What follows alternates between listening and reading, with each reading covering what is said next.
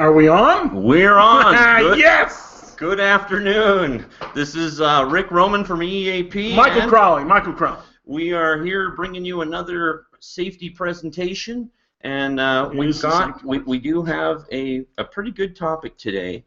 We are going to be talking about OSHA fines, Michael, and OSHA fines look like they're going up. You know, they are going up, and this picture right now that you have with the cash, let me just tell you, it is exactly what our government's trying to get out of us.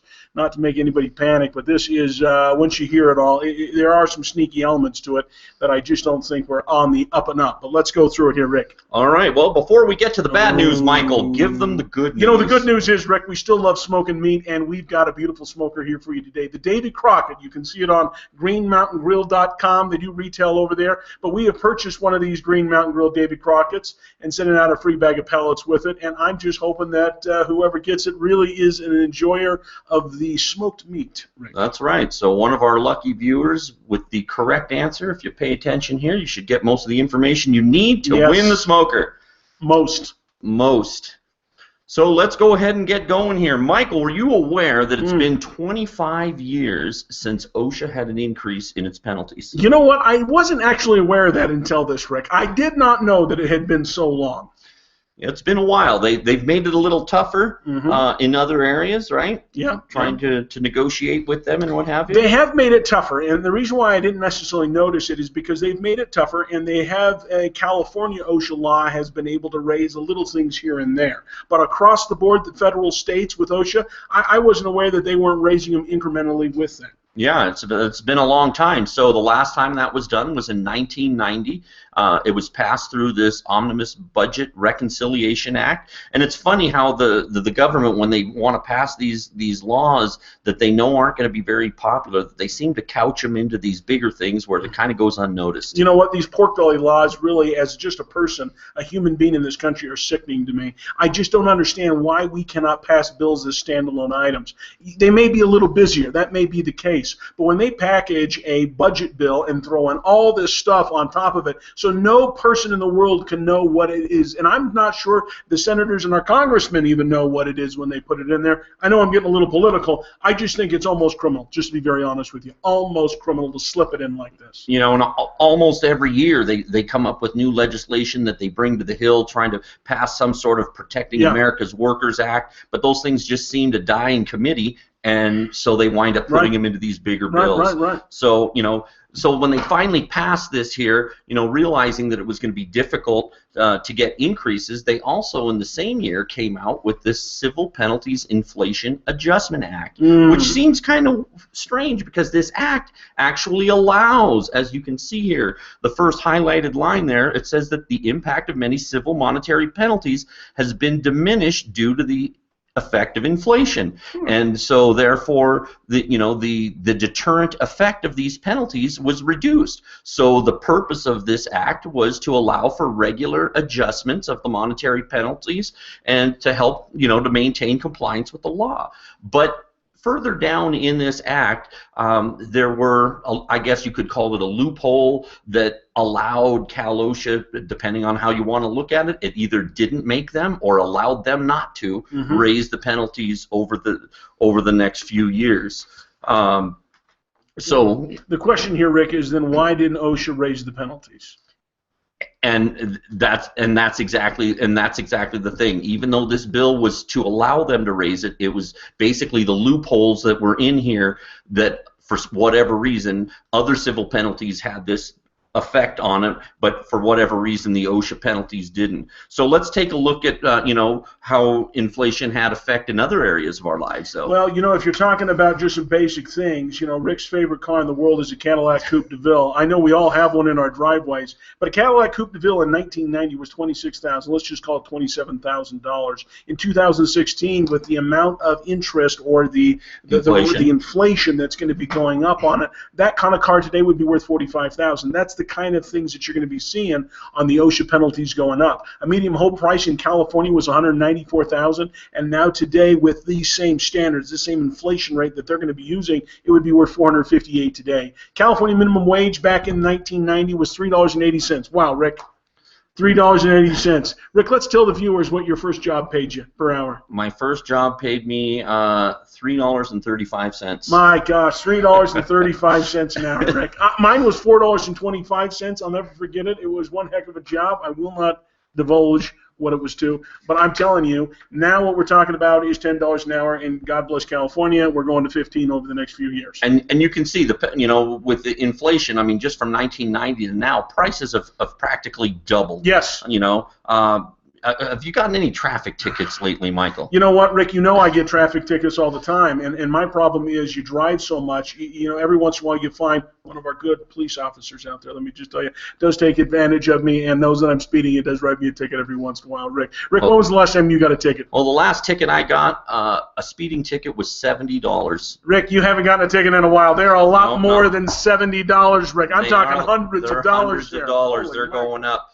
So let's fast forward here to 2015, if we could. I love this picture. Isn't that a great 2015. Picture? So in 2015, we've got the Bipartisan Budget Act. And, a lot of people like to think of these types of bills as being passed through by Democrats who are looking out more for the workers, and meanwhile that the Republicans are looking out for big business. But this actually was a bipartisan act. In the research that I did, it showed basically that John Boehner and the White House worked out the details of this basically without the rest of the Senate or the House. And then they put it into this Budget Act and got it to pass through. Let me say, without getting political, I don't want to tell you we're going to do this or that. Here's the problem with what we have.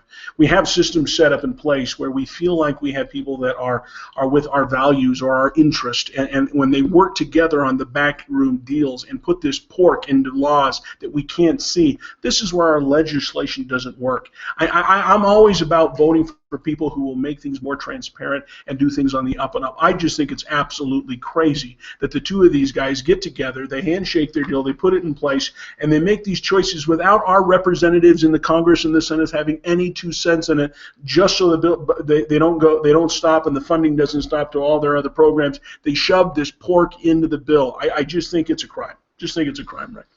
So let's take a look and see here if we could, basically how this act works is it allows for a one-time catch-up adjustment.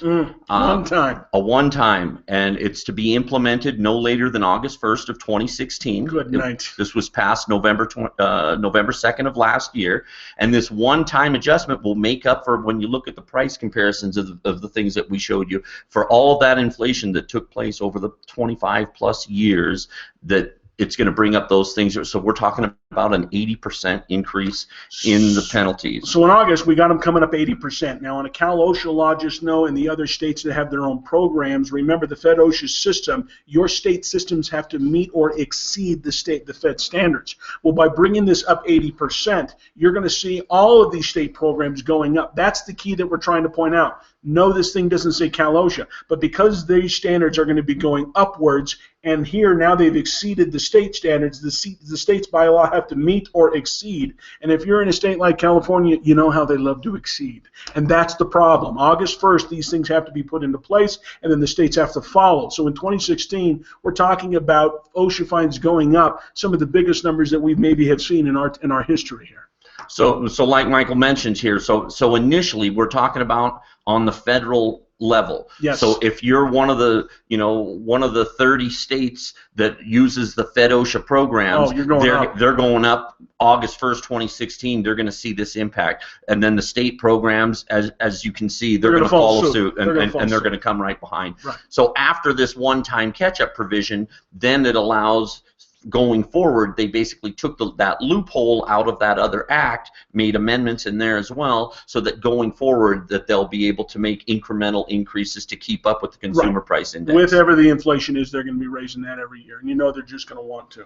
All right, what does the increase look like? So let's take a look. So right now on the federal level, you're looking at a $7,000 serious violation. That is the maximum fine on federal. Cal OSHA is more expensive than that, but that's going to go up you're looking at $12,600. That is a significant increase. Now remember, the maximum OSHA series fines was 7 on a federal scale, but for the OSHA scale, it was a little bit higher than the 7. But I'm telling you, it was lower than the 12,600. So now what you find, Rick, is you find that as these fines increase with the feds, they've got to increase those fines with the state of California's OSHA fines. They've just got to either meet them or exceed them, and that's really the problem that we're saying. This is going to create something for us so that when we're used to doing business this way, and maybe you are one of those businesses, and I can't imagine you are, that factor in, well, if we get cited, this is what it's going to be. This is going to be a problem for you, because you'll see on the other slides that Rick's got going on, for a maximum fine for willful and repeat violations, the increase will be from 70 to 126,000.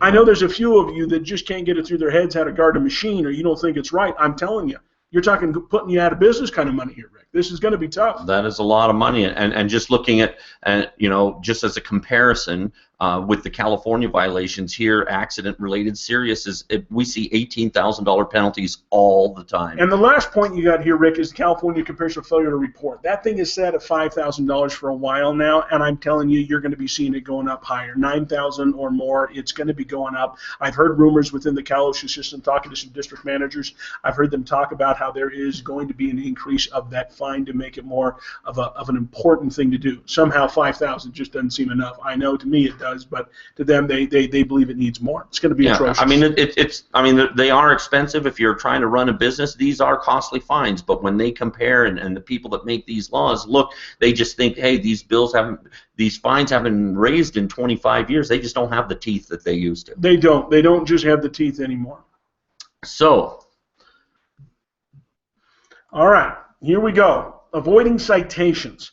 When you talk about avoiding these citations, let's call it the big 3. These big 3 things are the things that you just need to make sure that you guys are focusing on. The great news is we're going to help you with those. But I want to break this down for you can see it. Number 1 on the first left, you're going to see the IIPP, or the Injury Illness Prevention Program. That's going to cover your program plus all the other individual policies and programs that you have. You got to be able to have that, and you got to keep it up with Cal OSHA standards. The second one is going to be ongoing training. You must have ongoing training by somebody there that can meet the language and get everything down. Now, the training has to coincide with the inspections themselves to put that in place. And then third but not last, but you're talking about inspections.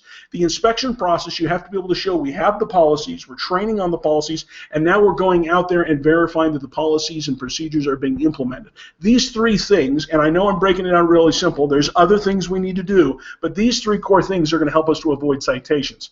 We've created the mobile app. I've got version 3 of that coming out this fall. Version 3 of my mobile app will be coming out fall. I've been taking every little complaint that we've got, or things or suggestions. We've been putting them into a big ball, making sure it works. So we're rolling that out hopefully later this year. Hold on, don't say June, July, Rick. It's later this year. No promises. We want to make sure the beta testing works and it does great. But the customized lessons, you should ask us for any questions you have.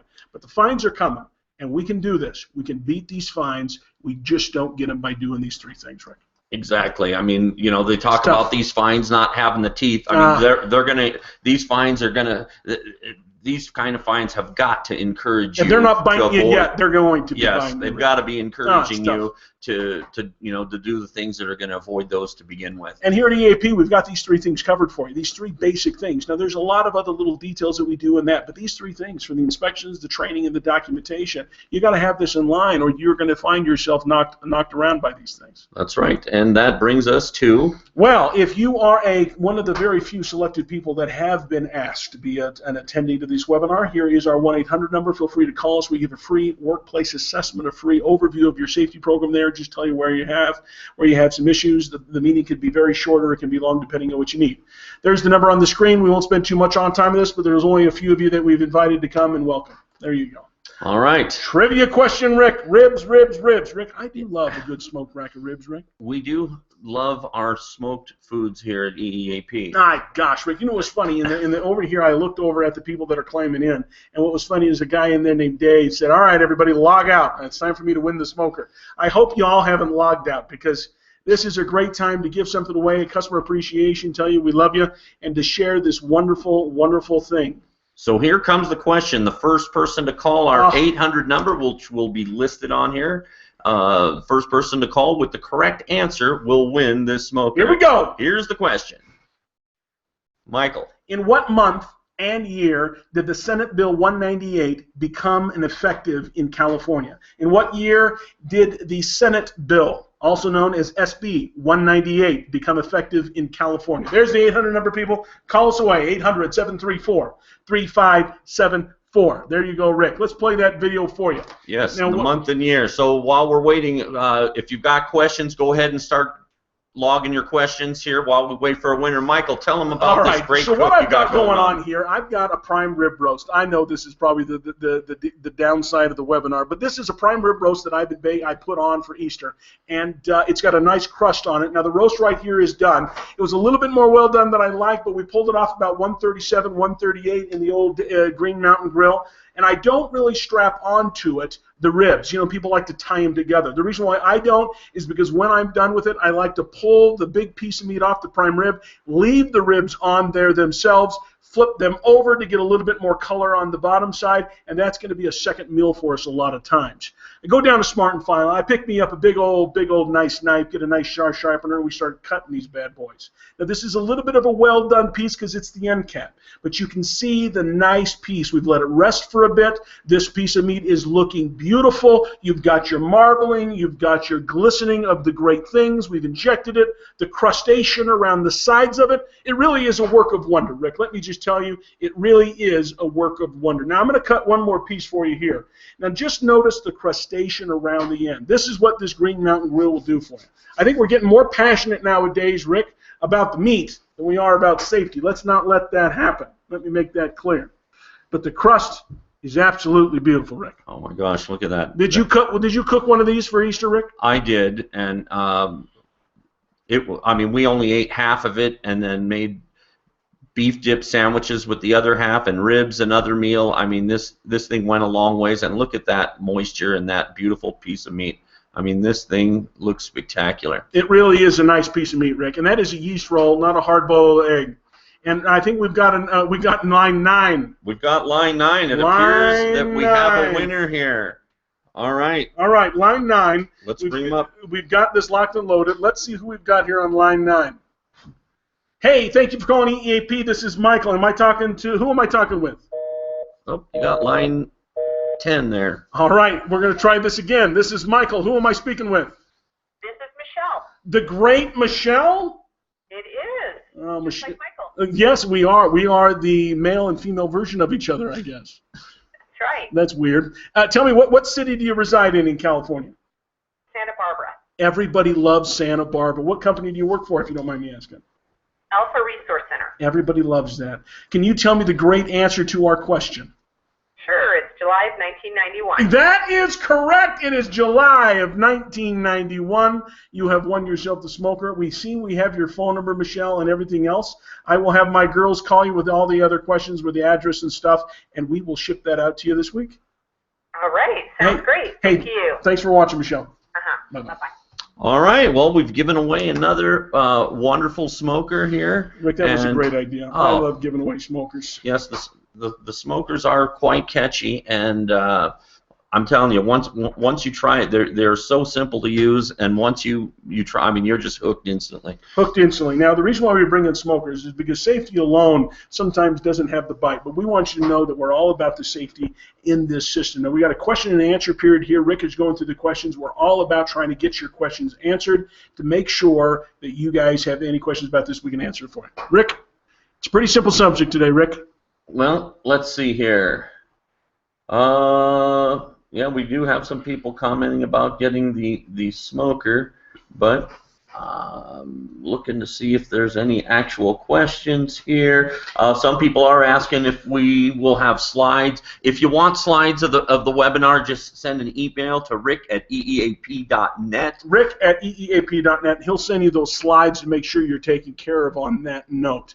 When you're looking at this kind of information about the fines going up, it really is an awareness kind of thing. You need to make sure you're aware of it so that as you're making your plans and your budgeting, you can make sure that you've got to know you got to take care of the safety. So even though you have us and maybe you're not using the training side of things, just make sure that you know you've got to get the training once and for all. You just really want to bite the bullet and get that training side done so that we're signing those sheets, we're training our guys, and we can keep ourselves out of the hands of OSHA and Cal OSHA and all those other things. things. It really is an important piece. Rick, I'm feeling like there won't be any questions. No, it doesn't look like there's any questions, but in addition to the slides, you will all get a replay. I did see some comments of some people having some issues with sound or blurriness. Always is on people's personal systems. Because yes, with their systems, we don't know what what your connection is like. But you'll get the replay, and in that replay, they always come out wonderful. So you can watch that. If you have any other questions, you can also ask through the replay system. All right. If you have any questions, you let us know. We're always here for you. I got a team of people in the office that are dealing with you and making sure we can answer any question that you need.